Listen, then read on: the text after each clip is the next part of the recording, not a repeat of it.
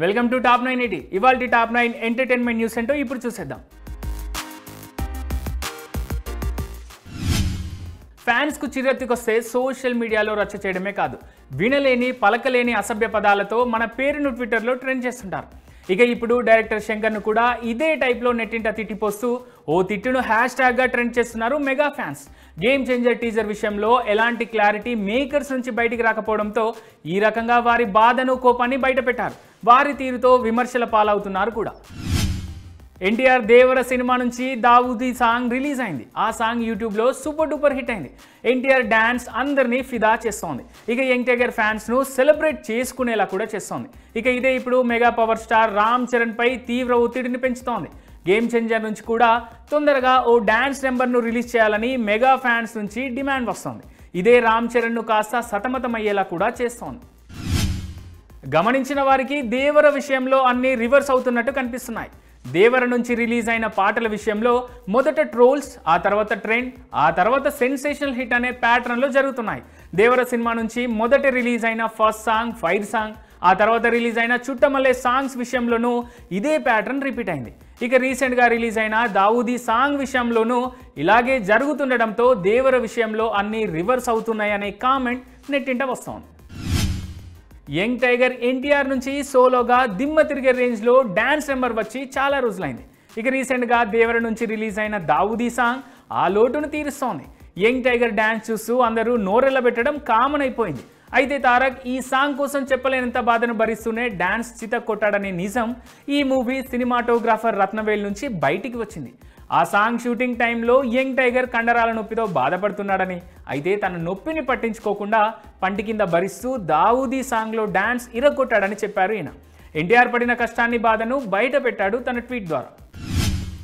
కోలీవుడ్లో తిరుగులేని స్టార్గా నామ్ కమాయించిన విజయ్ దళపతి తన రెమ్యూనరేషన్ కూడా మినిమం 3 అంకెల నెంబర్కు తగ్గకుండా తీసుకుంటూ ఉంటారు. ఇక తన రీసెంట్ ఫిలిం ది గోట్కు కూడా దాదాపు 200 కోట్ల రూపాయలను రెమ్యూనరేషన్గా తీసుకున్నారు. అయితే ది గోట్ సెప్టెంబర్ 5న రిలీజ్ అవ్వడంతో ఈ స్టార్ హీరో తీసుకున్న ఈ రెమ్యూనరేషన్ ఇప్పుడు నెట్టింట హాట్ టాపిక్ అవుతోంది. దళపతి రెమ్యూనరేషన్తో లో బడ్జెట్లో 5 కోట్ల పరిమితితో దాదాపు 40 చిన్న సినిమాలు తీయొచ్చనే కామెంట్ నెట్టింట వస్తోంది. ర్యాపో హీరోగా పూరి జగన్నాథ్ డైరెక్షన్లో తెరకెక్కిన most awaited sequel double smart చెడీ చెప్పుడు కాకుండా ఈ సినిమా ఓటీటీలోకి వచ్చేసింది. బాక్స్ ఆఫీస్ దగ్గర డిసప్పాయింట్ చేసిన ఈ మూవీ అమెజాన్ ప్రైమ్ వీడియోస్లో స్ట్రీమ్ అవుతోంది. అయితే ఓటీటీ ఫీల్డ్లో మాత్రం మంచి రెస్పాన్స్ తెచ్చుకుంటుందనే టాక్ బయటికి వచ్చింది. విజయ్ దళపతి హీరోగా వెంకట్ ప్రభు డైరెక్షన్లో తెరకెక్కిన భారీ బడ్జెట్ మూవీ ది గోట్. రీసెంట్గా రిలీజ్ అయిన ఈ మూవీ బాక్స్ ఆఫీస్ దగ్గర డీసెంట్ టాక్ తెచ్చుకుంది. అయితే ఈ సినిమాలోని ఓ సీన్లో స్టార్ క్రికెటర్ ఎంఎస్ ధోని బ్యాటింగ్కు వెళ్తూ సర్ప్రైజింగ్లీ కనిపించడం ఇప్పుడు అందరినీ ఆకట్టుకుంటోంది. సిల్వర్ స్క్రీన్పై ధోని కనపడగానే ఆడియన్స్లో పూనకాలు రావడం థియేటర్లో కామన్ అవుతోంది. ది గోట్ సినిమాకి ధోని క్యామియో హైలైట్ అనే టాక్ వస్తోంది. సౌత్ ఇండస్ట్రీలో హేమ కమిటీ రిపోర్ట్ ప్రకంపనలు సృష్టిస్తోంది. హేమ తరహా కమిటీ కావాలంటూ మలయాళేతర ఇండస్ట్రీస్లోనూ డిమాండ్స్ రావడం ఇప్పుడు హాట్ టాపిక్ అవుతోంది. ఇప్పటికే ఈ దిశగా తమిళనాడులో నడిగర సంఘం కీలక నిర్ణయం తీసుకుంది. మహిళా నటులపై లైంగిక వేధింపుల ఘటనలపై ఓ ప్రత్యేక విచారణ కమిటీ ఏర్పాటు చేసేందుకు తీర్మానించింది. ఇక కన్నడ సినీ పరిశ్రమలోనూ మాలీవుడ్ తరహాలో ఓ కమిటీ రావాలనే డిమాండ్ గట్టిగా వినిపిస్తోంది. 150 మంది సభ్యుల సంతకాలతో శాండిల్వుడ్ నుంచి కన్నడ ముఖ్యమంత్రికి లేఖ కూడా వెళ్ళింది. ఇక టాలీవుడ్లోనూ కేరళ తరహా మహిళా కమిటీ వేయాలంటూ సమంత తన వాయిస్ను వినిపించారు. ఆ దిశగా ప్రయత్నాలు జరగాలని కాస్త గట్టిగా చెప్పారు. మోక్ష సినిమా అనౌన్స్మెంట్ కోసం ఎప్పటి నుంచో ఎదురు చూస్తున్న నందమూరి అభిమానుల నిరీక్షణకు ఎట్టకేలకు తెరపడనుంది.